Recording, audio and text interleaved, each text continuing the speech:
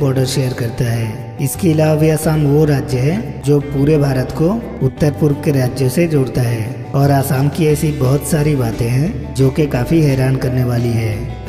तो आज मैं बताने वाला हूँ असम के बारे में कुछ ऐसी बातें जो शायद आप नहीं जानते। 1826 से पहले असम बर्मा का एक हिस्सा था और बाद में जाकर यह ब्रिटिश इंडिया का हिस्सा बना।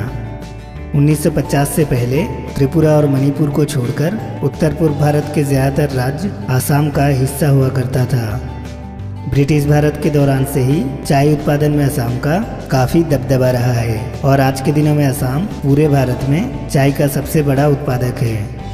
भूपेन हजारिका सेतु नदी के ऊपर बनाया गया भारत का सबसे लंबा ब्रिज है जो कि लोहित नदी के ऊपर बनाया गया है।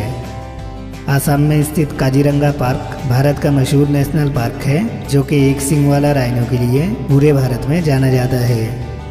असम में स्थित माजुली आइलैंड किसी भी नदी के द्वारा बना हुआ दुनिया का सबसे बड़ा आइलैंड है और नदी के ऊपर बना हुआ दुनिया का सबसे छोटा आइलैंड उमानादा आइलैंड है जो कि असम में ही आता है। असम के लोगों का सांस्कृतिक डांस बिहू डांस है और हैरान करने वाली बात यह है कि यहाँ के लोग इसे साल में 3 बार मनाते हैं। एशिया का सबसे पुराना तेल निर्यात केंद्र असम के डिगबोई में स्थित है और आज के दिनों में यह भारत का चौथा सबसे बड़ा ऑयल रिजर्वर है। असम में स्थित ब्रह्मपुत्र नदी भारत का सबसे चौड़ा नदी है जो कि लगभग 10 किलोमीटर तक चौड़ा है। असम का ज़्यादातर हिस्सा 2 वैलियों के द्वारा घिरा है। पहला है ब्रह्मपुत्र वैली और दूसरा है बराक वैली।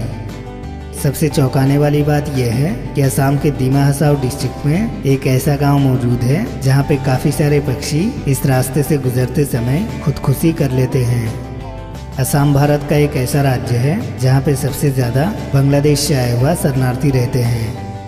असम का अर्थव्यवस्था उत्तर पूर्व भारत में सबसे बड़ा होने के बावजूद इसका नाम भारत के सबसे गरीब राज्यों में से गिना जाता है और असम का प्रति आदमी इनकम सालाना सिर्फ 60,000 है जो कि भारत में 26वें स्थान पर आता है। असम में बोडो संप्रदाय के लोगों की आबादी सिर्फ 12 से 13% है, लेकिन फिर भी यहाँ के बोडो संप्रदाय के लोग असम को 2 हिस्से में तोड़कर बोडोलैंड की मांग करते हैं, जबकि यहाँ में असमियों की मात्रा लगभग 48% और बंगालियों की मात्रा लगभग 27% के आसपास है। असम में रहने वाले लोगों में 61% हिंदू, 34% मुसलमान और 3.5% ईसाई रहते हैं। असम में मामला बोडोलैंड का हो या फिर अन्य दूसरे कारणों का, लेकिन यहाँ के ज़्यादातर मुसलमान और ईसाई अपने आप को असुरक्षित महसूस करते हैं। इन अशांतियों के मद्देनजर भारत सरकार के द्वारा यहाँ पे 1958 से लेकर अप्सपा एक्ट लागू करा हुआ है जिससे कि आर्मी को काफ़ी पावर मिलता है।